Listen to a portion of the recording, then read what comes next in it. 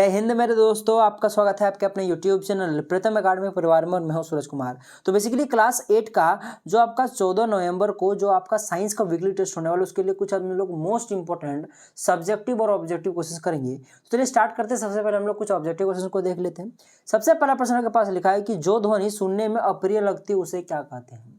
जैसे दिन में आप लोग कई प्रकार के ध्वनि सुनते होंगे, जैसे कई सारे मनुष्यों के ध्वनि, जैसे कि आपके मम्मी पापा अपने दोस्त यार का आप लोग आवाज़ सुनते होंगे। आवाज़ ही तो एक प्रकार का ध्वनि होता है ना, ठीक है।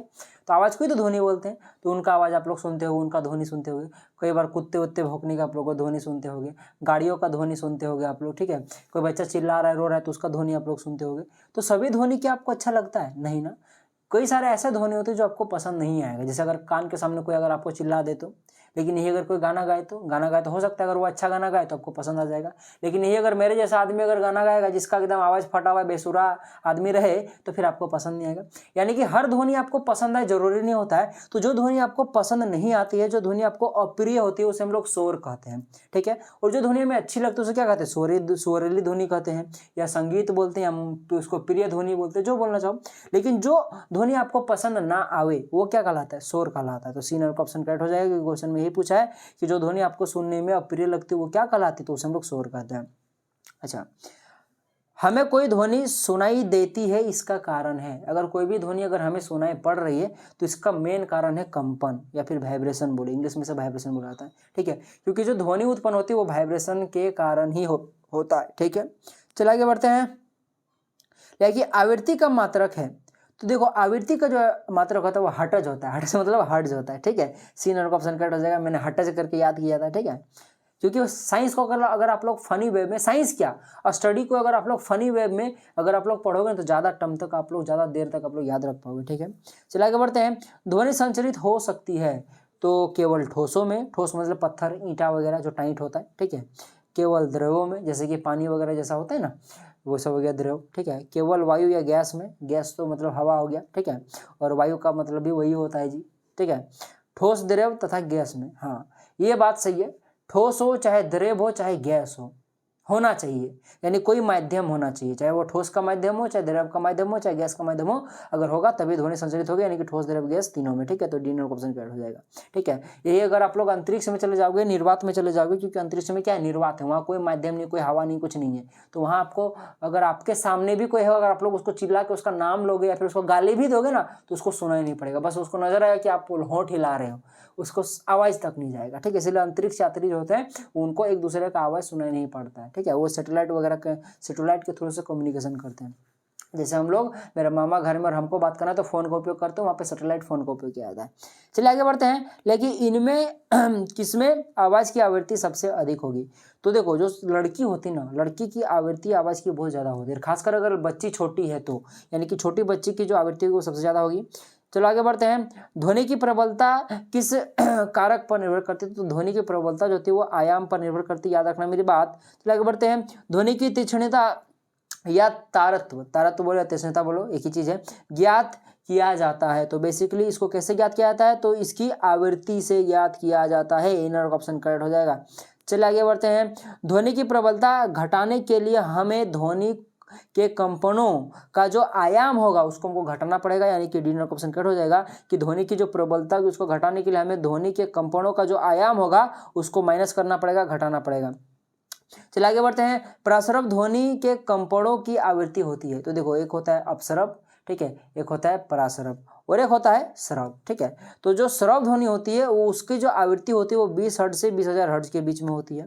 और एक होता है अपस्रव ध्वनि, ठीक है ना, जिसका जो आवृत्ति होता है वो आपका 20 हर्ट्ज से नीचे होता है। और एक जो परास्रव होता है जो ये क्वेश्चन में पूछा है उसकी आवृत्ति 20 हर्ट्ज से 20,000 हर्ट्ज से ऊपर होती है, ठीक है। तब आपके पास यही करेक्ट आंसर हो जाएगा सी नंबर का, ठीक है। चलिए आगे बढ़ते हैं नेक्स्ट प्रश्न की ओर, ठीक है। ये क्वेश्चन बाद में करेंगे, सबसे पहले दोनों नंबर करते हैं, ठीक है। लेकिन कौन सा जंतु अपस्रव व परास्रव दोनों प्रकार के ध्वनियाँ को सुन सकता है। तो जो व्हेल मछली होती है ना, जो देखा जाए तो इस पृथ्वी का सबसे विकराल सबसे बड़ा जीव होता है।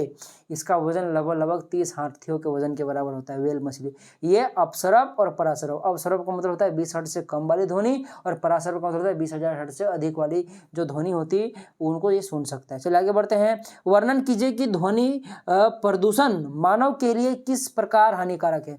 देखो बोलोगे सर वायु प्रदूषण, जल प्रदूषण तो सुना था, ध्वनि प्रदूषण क्या होता है? तो भाई साहब ध्वनि के कारण जो प्रदूषण होता है उसे क्या कहता है? ध्वनि प्रदूषण कहा जाता है। ठीक है, तो भाई साहब इस ध्वनि प्रदूषण के कारण हमारे जीवन में, फिर बोले कि मानव के जीवन में क्या प्रभाव पड़ता है। तो देखो ध्वनि प्रदूषण का मानव के लिए निम्न प्रकार से हानिकारक है। बोले कि ध्वनि जो प्रदूषण होता है उसके उस पर, या फिर बोले कि उस कारण से मानव में जो हानिकारक प्रभाव आते हैं वो निम्न प्रकार से आते हैं। जो पहला नंबर का हानिकारक प्रभाव आएगा उसमें क्या आया कि इसमें स्वास्थ्य संबंधित अनेक समस्या हो सकती है। ठीक है, जैसे कि नींद नहीं आना, जैसे आपके सामने अगर कोई ज़्यादा शोर करे तो आपको नींद नहीं आएगा, बोलेगा अरे थोड़ा चुप रहो ना यार, सोने दो, ऐसा आप लोग बोलोगे। ठीक है, थोड़ा तनाव एंजाइटी, तनाव मतलब वही स्ट्रेस हो गया। अरे मैंने तनाव का मतलब क्या होता है? जैसे आप लोग ज़्यादा झूठ मूठ का सोचना, कुछ है नहीं लेकिन फिर भी सोचना, समझो तनाव। एक होता है उच्च रक्तचाप जिसको ब्लड प्रेशर बोला जाता है। ठीक है, सुना होगा आपने कि आपका मम्मी पापा ये सब देखोगे जो एजेड होते हैं उनमें जनरली ब्लड प्रेशर होता है। ठीक है, क्योंकि ब्लड प्रेशर आजकल बहुत ज़्यादा कॉमन हो गया है और इसका एक मुख्य कारण आपका ध्वनि है, ध्वनि प्रदूषण भी होता है। चलिए आगे बढ़ते हैं। व्यक्ति की सुनने की क्षमता अस्थायी या अस्थायी रूप से कम हो सकती है। कभी आपने सुनोगे कि जैसे मान लो कि आपके अगर किसी का घर में अगर बोले कि अगल बगल में अगर शादी होगा, वहाँ अगर पूरा फुल साउंड में जब डीजे बजता है तो जब आप लोग वहाँ जाके पूरा पहले जाके पूरा नाचते हो, फिर घर आने के बाद आपको कैसा लगता है? जैसे मेरा कान में कोई रुई हुई ठूस दिया, ऐसा नहीं लगता है कुछ देर के लिए, फिर देखो कि 1-1.5 घंटा बाद ठीक हो जाता है। तो ये देखा जाए तो ये अस्थायी रूप से हो रहा है, मानी ये परमानेंट डैमेज नहीं है। थोड़ा देर के लिए कान क्या होगा कि डैमेज हो जाता है फिर ठीक हो जाता है। लेकिन अगर ज़्यादा टाइम तक अगर आप लोग लाउड स्पीकर सुनोगे तो क्या है कि आपका कान जो होगा वो हमेशा के लिए बहरा हो सकता है, फिर हमेशा के लिए आप लोग को कम जो ऊंचा मतलब क्या कहना है कि जो कम सुनाई दे सकता है। ठीक है, तो ये चीज़ें होता है, इसीलिए कहा जाता है कि ईयरफोन ज़्यादा यूज नहीं करना चाहिए, ज़्यादा साउंड पर कोई चीज़ें नहीं देखनी चाहिए। ठीक है, चलिए आगे बढ़ते हैं। शोर तथा संगीत में क्या अंतर है? क्या कभी संगीत भी शोर बन सकता है? तो भाई साहब देखो, सबसे पहली बात शोर और संगीत में क्या अंतर है कि जो शोर होता है ये अप्रिय अवांछित ध्वनि को शोर कहते हैं। अवांछित माने जो एकदम पसंद ना आवे। ठीक है, जैसे शोर वही चीज़ हुआ। तो शोर जो होता है वो अप्रिय और अवांछित ध्वनि को कहते हैं, जबकि जो संगीत होता है ये देखा जाए तो सुस्वर ध्वनि को संगीत का, सुस्वर मतलब एक अच्छा पैटर्न में सुनने में जो अच्छा लगे उसे हम लोग क्या कहते हैं? संगीत कहते हैं। ठीक है, और यह सुखद होता है, यानी कि सुनने में अच्छा लगता है। ठीक है, अब क्वेश्चन ये भी था कि क्या संगीत कभी शोर बन सकता है? जो कि संगीत एक अच्छा चीज होता है, उसमें सुस्वर होता है, एक अच्छा पैटर्न में उसको गाया जाता है, उसे अच्छा पैटर्न में बोला जाता है, तो क्या वो एक कभी शोर बन सकता है? जी हाँ, बन सकता है। कब? देखो, संगीत उस अवस्था में शोर बन जाती है जब वह बहुत ऊंचा होता है। ये बोले कि जब उसका आवाज बहुत ज्यादा हो जाता है। जैसे कि देखो कि मान लो कोई अगर गाना होता है, ठीक है, उसको अगर आप लोग डीजे में बजा रहे हो, उसको फुल साउंड दे देना, अगर गाना वाना पूरा फटने लगे तो वो था तो ध्वनि ना, वो सुनने में अच्छा गाना था, लेकिन बाद में जैसे आप लोगों ने साउंड बढ़ा दिया, पूरा एकदम फट गई आवाज, तो सुनने में पूरा शोर जैसा लगने लगता, फिर उधर बंद कर यार। ठीक है, तो ऐसा होता है ना, तो वो क्या होगा कि अब वो शोर बन गया। तो संगीत जो होगा वो शोर बन सकता है जब उसकी आवाज को बहुत ज्यादा लाउड कर दिया जाए, या तो फिर उसके आवाज में जो धुन वगैरह तो उसको छेड़ दिया जाए। तो ठीक है ना, तो ये चीजें थी।